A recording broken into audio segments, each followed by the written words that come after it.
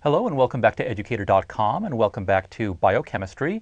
So today we're going to start our discussion of biochemistry proper with the first of the biological macromolecules, the proteins, and proteins are made of amino acids. So let's just jump right on in.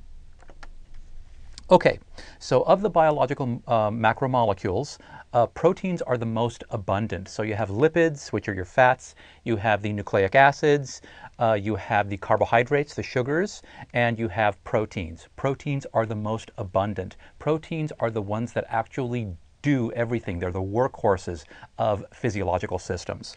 So let's go ahead and write that down. Let's do a blue ink today. Okay.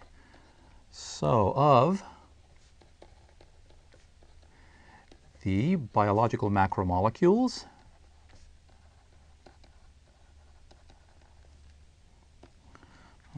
proteins are the most abundant and the most diverse.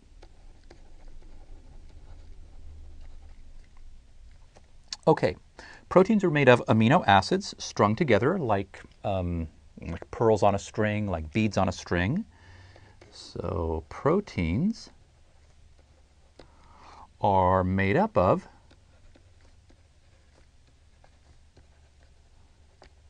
amino acids strung together. That's it. That's all a protein is.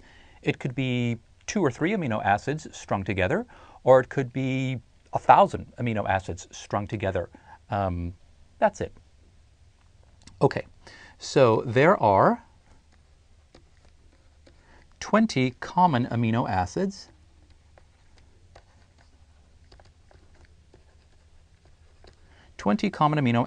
That make up the majority of proteins.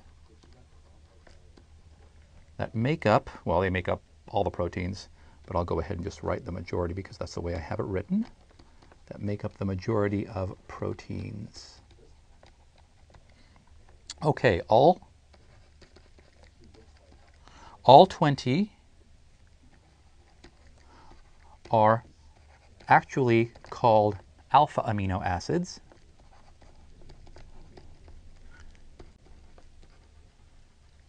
And have the following structure.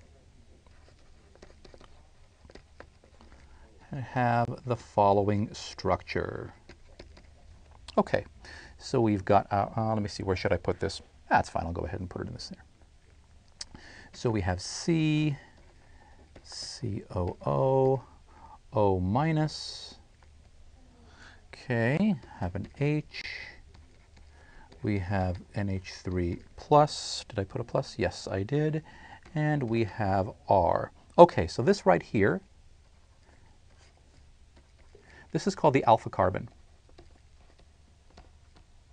And it is the alpha carbon because it is the, well, okay, it is the C that's attached to the carbonyl group. That's attached to the carbonyl group. And the carbonyl group, you remember from organic chemistry, is this thing right here. Carbonyl, in this particular case, it's a carboxylic acid because you have C double bonded O, single bonded O minus. The H has been taken off. It's usually COOH. And we'll talk about why I wrote the minus and the plus here a little bit later. But that's it. So it's called the alpha carbon. So the alpha carbon is not the first carbon in the chain. The first carbon is the carbon of the carbonyl, 1, 2, and if there are others. But the alpha carbon is the one that's actually attached to the carbonyl carbon. So it's very, very important to distinguish that. And we'll talk a little bit more about that when we get into larger molecules and things like that, when we talk about alpha, beta, gamma, delta, things like that. Okay, so the only thing, now, the only thing that is different from one amino acid to the next,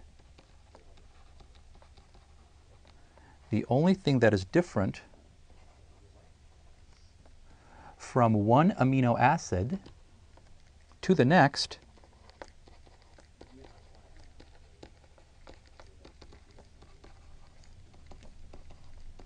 is the R group. It's this thing right here. That's the only thing that's different. Everything else is actually still the same.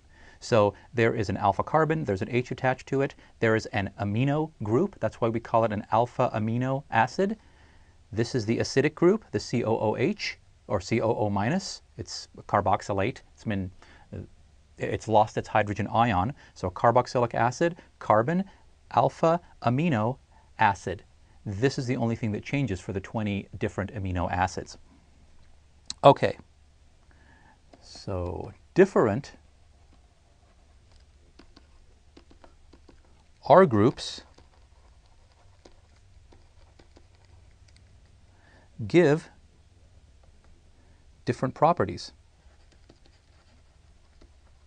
Give different properties. And this is what makes proteins so amazing. The body, coded in your DNA, is of course the instructions for how to make the protein. And the protein is just based on a series of amino acids strung together. This one, this one, this one, this one. Depending on how we string them together and how many, we get different properties for the different proteins, because different proteins have to serve different functions. This is what's so amazing. You have this incredible, incredible diversity of things that proteins do. I mean, all kinds of things that you would never think are connected, and yet all of that is based on the properties of these 20 amino acids. 20, that's it. I mean, it's just as extraordinary as having those 4 bases that make up the DNA. I mean, it really is kind of extraordinary that you can actually have this level of diversity of function just from from so few pieces. Okay. Now, let's go ahead. Let me redraw the structure here, just so we have it on the same page.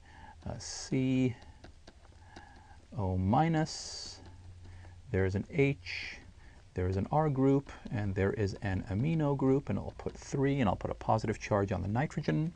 Okay, so